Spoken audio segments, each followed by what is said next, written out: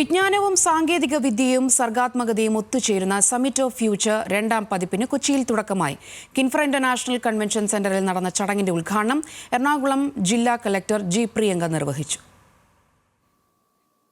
ഫെബ്രുവരി 1 വരെ നീളുന്ന സമ്മിറ്റിൽ വിദ്യാഭ്യാസം, സാങ്കേതികവിദ്യ, പരിസ്ഥിതി തുടങ്ങി 7 പ്രധാന മേഖലകളിലായി 200-ലധികം സെഷനുകളാണ് ക്രമീകരിച്ചിരിക്കുന്നത്. 400-ലധികം അന്താരാഷ്ട്ര വിദഗ്ധർ പങ്കെടുക്കുന്ന സംഗമത്തിൽ 2 ലക്ഷത്തിലധികം പേർ എത്തുമെന്നാണ് പ്രതീക്ഷ. ഇതിനൊപ്പം കൊച്ചിയിൽ ആദ്യമായി അവതരിപ്പിക്കപ്പെടുന്ന 4 ദിവസത്തെ ഡ്രോൺ ഷോ സമ്മിറ്റിന്റെ പ്രധാന ആകർഷണമാണ്. കൂടാതെ ലോകോത്തര വാഹനങ്ങൾ അണിനിരക്കുന്ന ഓട്ടോ എക്സ്പോ, റോബോട്ടിക് സാങ്കേതികവിദ്യയുടെ റോബോവേഴ്സ്, ഇ സ്പോർട്സ് മത്സരങ്ങൾ, ഫെസ്റ്റിവൽ വില്ലേജ് എന്നിവയും സമ്മിറ്റിന്റെ ഭാഗമായി ഒരുക്കിയിട്ടുണ്ട്. വരും ദിവസങ്ങളിൽ ജൊണീറ്റ ഗാന്ധി, നികിത ഗാന്ധി, അറിവ് തുടങ്ങിയ കലാകാരന്മാർ അണിനിരക്കുന്ന സംഗീത നിശകളും അരങ്ങേറും. സമ്മിറ്റ് കേവലം ഒരു അക്കാദമിക് പരീക്ഷണമല്ലെന്നും പൊതുസമൂഹത്തിന്റെ ആവശ്യമാണെന്നും സമ്മേളനം ഉദ്ഘാടനം ചെയ്ത് എറണാകുളം ജില്ലാ കളക്ടർ ജി പ്രിയങ്ക പറഞ്ഞു. The future is no longer a distant horizon. It is arriving faster than our comfort zones, faster than our policies.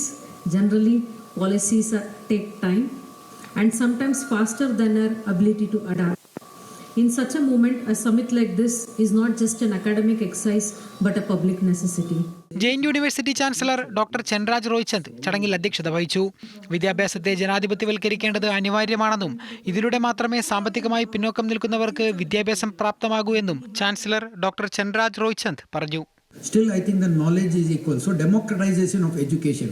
So every the person who cannot even afford also should get that education, and that is where I think the camaraderie will happen and the collaboration will take place.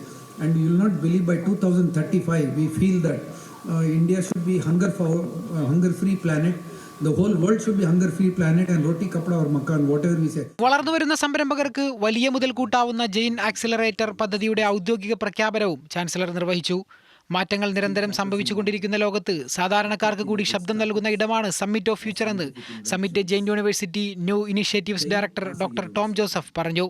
Info park CEO Sushant Kurunthil, pro V C professor doctor J Latha, future Kerala mission chairman Venu Rajamani, Thrikkakara നഗരസഭാ chairman Rashid Ullampilly, Kinfra director Sabu George എന്നിവർ ഉദ്ഘാടന ചടങ്ങിൽ പങ്കെടുത്തു. News Malayalam, Kochi.